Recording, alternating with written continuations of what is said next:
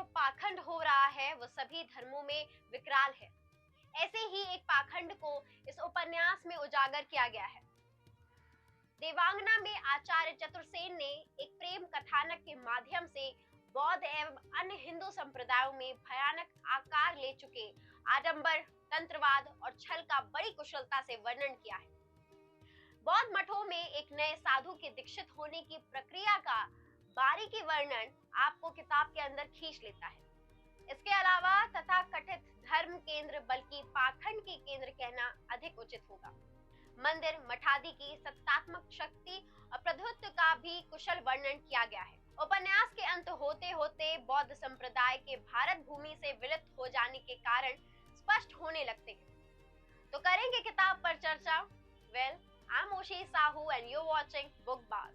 If you had not subscribed our channel, please do subscribe and don't forget to press the bell icon.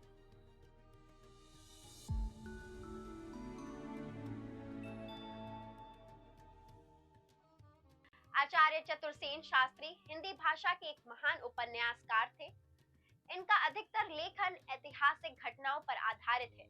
इनकी प्रमुख कृतियां गोली, सोमनाथ, व्यमरक्षम और वैशाली की नगर वधु इत्यादि है। आभा इनकी पहली रचना थी। देवांगना एक सुखांत प्रेम कथा है।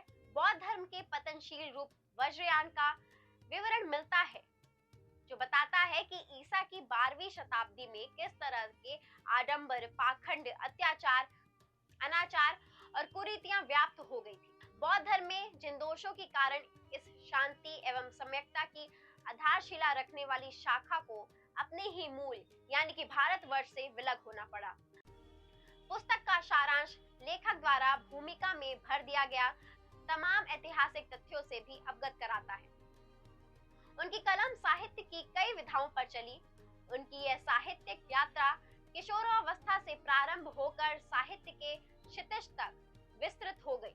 कुशल चिकित्सक, प्रवीण साहित्यकार भी हो सकता है तथा आश्चर्यजनक है। उनकी कहानियां राजनीति, धर्म, समाज और युग बोध जैसे विषयों पर तो है ही, किंतु उनकी ऐतिहासिक कहानियों में पाठकों के दिल में सबसे ज्यादा जगह बनाई। 112 पेज का यह उपन्यास 12वीं शताब्दी के अंतिम चरण की घटनाओं पर आधारित है।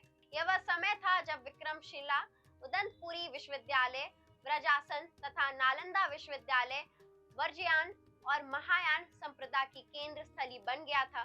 बौद्ध धर्म की इन वामंगी संप्रदायों से हिंदू, शैव और शाक्त संप्रदाय भी प्रभावित होने लगे थे। कुछ समय पश्चात इन संप्रदायों की वास्तविक स्थिति उलट हो चुकी थी। हिंदू और बौद्ध दोनों ही धर्मों की अनुगामी अपने मूल उद्देश्य से भटककर कुमार्गी होने लगे। खुलेआम धर्म के नाम पर अधर्म, नीति के नाम पर अनीति होने लगी थी। किंतु इन संप्रदायों के ठेकेदारों के भय से किसी ने भी विरोध का साहस नहीं किया।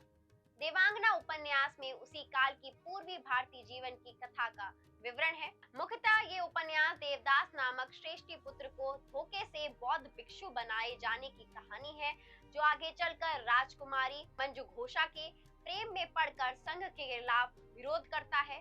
परिणाम स्वरूप उसे पागल कहकर कारागार में डाल दिया जाता है। परंतु अंत में वह लिच्छवी राजकुमारी मंजू घोषा तथा अपने कुछ हितैषियों के सहयोग से स्वतंत्र होता है।